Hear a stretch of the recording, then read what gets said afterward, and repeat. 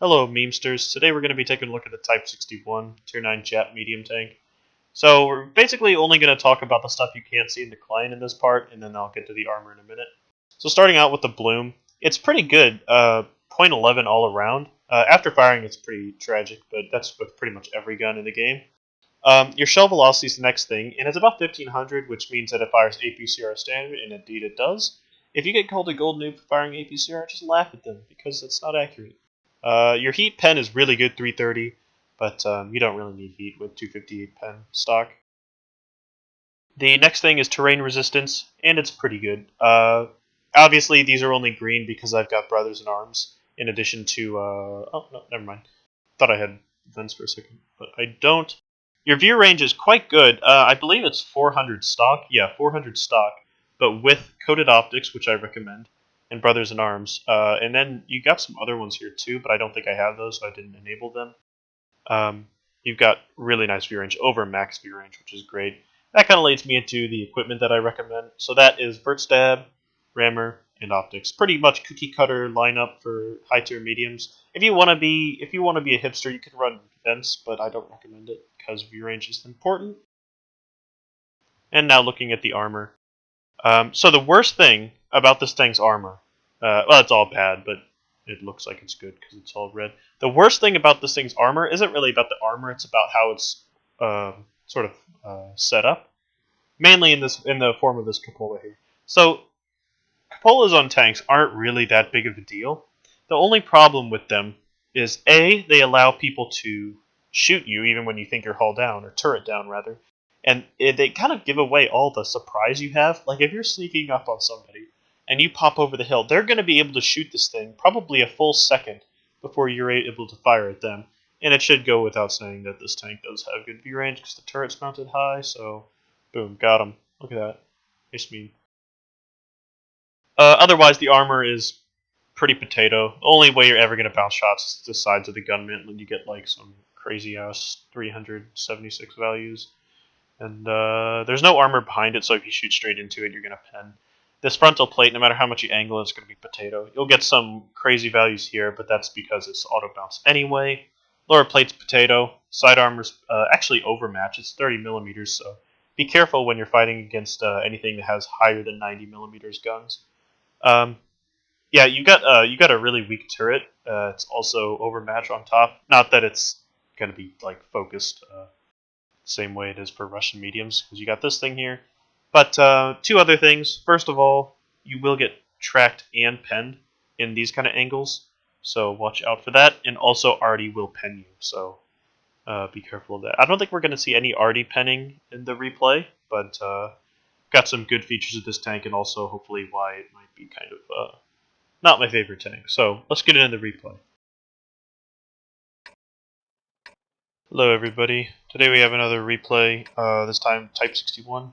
So before the replay starts, just general thoughts on this tank. Not a huge fan of it. I think that it's just weaker than a Patton in almost every way except for like penetration. It's still pretty flexible, it's not a bad tank, I just don't really like it. I think I'd rather be in a Patton. But that being said, other than the armor being pretty terrible, this tank's pretty comfortable to play. The gun handling's not terrible, accuracy when fully aimed is a bit troll, but we'll see some pretty good accuracy this game. So, moving up to the 890 line. Pretty standard. Don't have really anybody going 1, 2, 3, and that's something that I would caution everybody against. If your team lemming rushes or whatever one way, just hop on the bandwagon, just go along with it. It's not really, there's no real point in going somewhere alone. You're just going to end up dead, and you're probably going to blame the team. One of the best things you can do on this map is, if you go this way anyway, is to post up for shots along here. And the T-71's doing some okay spotting. He's not really in the right bush, I don't think. He's kind of in a... I don't even know if he's in a bush, really. Doesn't look like he is. But like a really good one is like right there. You can get some nice shots. So, like here, I actually think I spotted those people. Nice shot into the IS-3.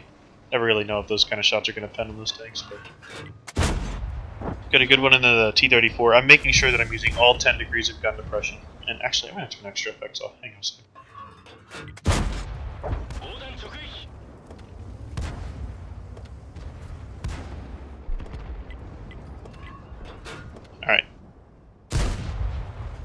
the dirt effects and stuff look really, really retarded in replays, so we're going to turn those off. And picked up 1200 damage so far. DPM of this tank is pretty good. Like I said, the Patton's a little bit better, but that's also because the Patton has less pen. Already, we have people on the other side of the map calling each other idiots. Only one tier 9's over there, so I don't know who's the real idiot. We got a few tier 9s that we're going to see later in this game do absolutely nothing. Our Jagdtiger doesn't really do a whole lot, but at least he's trying. Our M103, you can see him back there camping, has a pretty good game, and our T95 does not. Those are the two tier 9s I'm talking about. And I'm moving up into a decent spot now. Only problem is a bit open for the people that are camping at B0, C0, as I'm getting hit from them now. So I decided to take a risk and shoot this tortoise one more time. I wasn't convinced that he was looking my way, so I kind of just shot at the lower part of his tank. And this IS-3, man, I hate people like this. Just, really? You got a YOLO like that? I mean, he is a 351 win 8 player, so kind of to be expected, but just about to see. Yeah, look at this. This is one of the weak spots of the Type 61. This absolutely huge cupola. And you could argue, like, yeah, well, you can bait shots with that. That almost never happens. People have just as much of a chance of hitting it as they do of missing it with a baited shot. Pretty lucky shot on the Pershing there. Pershing turrets are really troll, and you can see that I'm trying my best to cover up my weak spot using this dead IS-3. I don't know, this guy may have served a greater purpose in his afterlife. So off to my left, I haven't noticed it yet, but the Super Pershing is cresting over. And he's going to be a pain in the butt because I don't really realize the threat, and I take a hit from him. And he's actually doing it right. He's only showing up for just a little bit of time, enough to get a shot, and then he's popping back down. I get a nice shot into the front of the turret of the FCM, and I'm really salty right now. I'm like, come on, team. Why are we not killing this Super Pershing? I don't know. All it takes is like one person to go around with WZS, but perfect example of just the RNG of spaced armor. It's absolutely retarded. Don't really know how that bounced or why, but I take a crazy shot at him that was never going to hit. And taking a look at the map again, the whole half of the river, this has kind of devolved into old Erlenberg gameplay where you just have an east-west fight, and it's really pretty stagnant. The way to win that, we'll get to that in a minute. There's a pretty easy way to win that, and it doesn't really make sense, but it works. So the Super Pershing is getting trashed. It's pretty good to see. Get another nice shot into this Pershing. Average roll. I'm sitting at a 4.1k, so you can see that this tank, you know, if you can get the gun to bear, the DPM is pretty nice. Going for a shot at this guy, and somehow I hit that. I think what happened is it went a little bit low and to the left and caught his turret. So that was a pretty lucky shot there. I'm gonna try and get a shot at this Pershing, but I don't think it's gonna work out. Because he knows what's up. He knows I'm looking at him.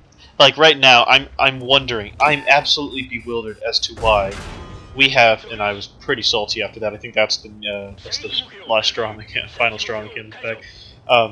I was really mad at the M103 that we can see back there, who's doing absolutely nothing. He's chai sniping. He's taking 0 damage. Same with the T95.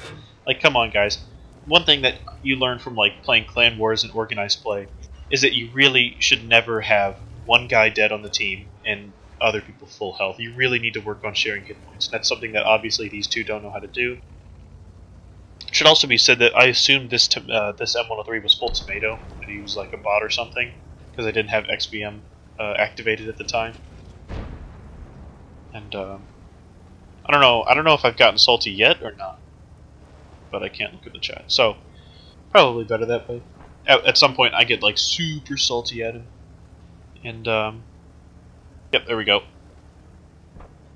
I don't know why this chat is doubled. It's kind of annoying replay bug, but just gonna have to live with that probably for the rest of eternity, since Wargamer's never gonna fix it.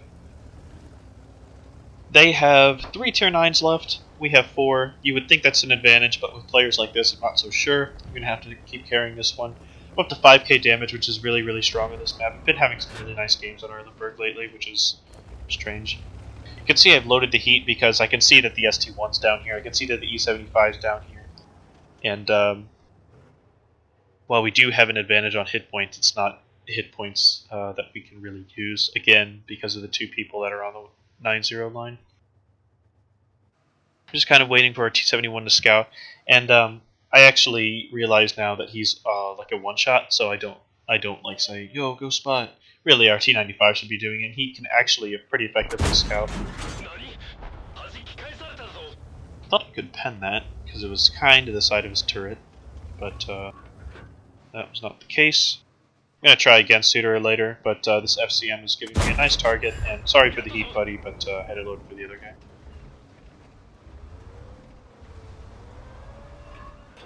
Here's the thing about this bush. It's really predictable, and I don't know why you can't see the outline, but I was definitely shooting at his turret side. It was a pretty big target, but here's the thing about this bush. It's very obvious of a spot to hide in, and it gets blind fired a lot. In fact, just the other day, last evening, we were doing some stronghold battles tier 8, and I recommended that we blind fire this bush. We were playing from the north spawn, and we made our way into the south, and I said, okay, let's blind fire this bush because one of our scouts was getting perma-lit. And so, yeah, okay, let's do that. And we all did. About 3 of us blind fired. And then about 5 minutes later, we first spotted their AMX 1390, who was on 200 health. So it's a really good idea to think about where you're getting spotted from. Use Sixth Sense as a tool to know when you're getting spotted, and use that maybe as a sort of an indication of from where you're getting spotted. So after taking one hit, this M103's decided that he doesn't really want to push this flank either, and I'm going to have to go clean up this M103 who's a one-shot, hiding behind the wreck of the T-34 that we shreked earlier. And this ST1, like, this is what I'm saying. I fire heat, like, once this game, and he gets salty at me. I mean, it's an ST1 hull down, and I tell him that in chat. It's like, come on, man, what do you expect? But that's why I'm idling right now. So I think at some point also I tell our team that the important thing here is to save our HP. You know, that's one of our resources this game. I'm wondering if the M103 possesses the brain cells to kill the Pershing. That's a one-shot, and he does. So at least we have that going for us. T26E4, Super Pershing. Super Pershing's taking some hits from the south. He's lost about 1,000 HP in the last minute, so we know we're not getting any luck from him. Yeah, statistically that makes sense. And this is how to break the sort of turtle. What you need to do is you need to get the people with HP, which isn't me, but I figure that if somebody's going to do it, I probably should push the tempo. You need to get somebody HP in the middle and cross the bridge. Now, it's not going to happen for a while. In fact, I'm going to put the replay in 2 times because nothing happens for a few minutes. We lose the 55A up north, and that's some pretty good intel that we got somebody camping up there, and it's the Moods. T-71 needs to stay alive. He can't really push that. And I'm telling our T-95 that he really should be the one doing work here. Other people are starting to realize that this M103 is doing nothing. He's gone all the way north. He has still quite a bit of HP. I think he's around 1,000 still. Yeah, he's over 1,000, and he's not doing anything. I get lit by this FCM, who clearly has optics. He knows what's up. And the T-55A also knows what's up. So the E-75, I load heat because I know that this guy's going to be over there, and I expect the ST-1 to maybe come back after the M103 and the T-55A were spotted up north. He does not do that, and I get lit again by the FCM.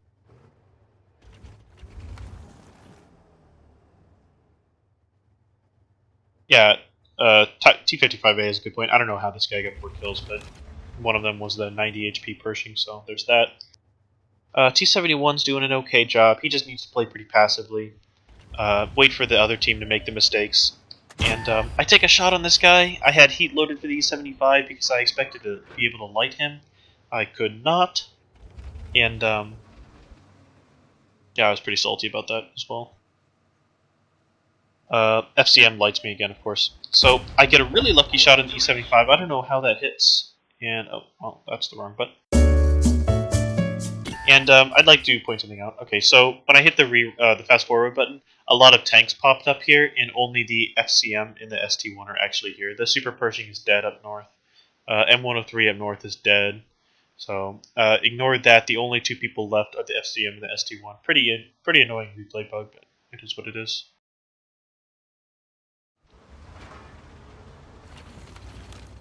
And yeah, once you get somebody with HP to be aggressive, it's very easy to push the bridge, and you need to get up to this spot up here, where I'm going to now. T-71's going up north. He's going to try and spot the Woods, who is already spotted down south. So we're just going to do a little flankerino. I noticed that we only have 1 minute and 23 seconds left, so we really need to push this if we want to win. Woods is still on most of his health, which is a bit irritating, but that's okay. My first target is this ST1. There's no point in firing HE. He's not that low on HP. And good thing I came this way because I have the jump on him. And I managed to pick up the kill. 258 pen, more than enough to go through either the side of the turret or the side of the hull. T-71 just needs to be passive until this guy fires. Like that. Lower plate should do it. 430, nice roll. And Scorpion actually picks up the kill. So a really nice game. This should be part of the review. So I don't know why I can't zoom out. That's a nice meme. So thank you for watching, and I will see you on the next one.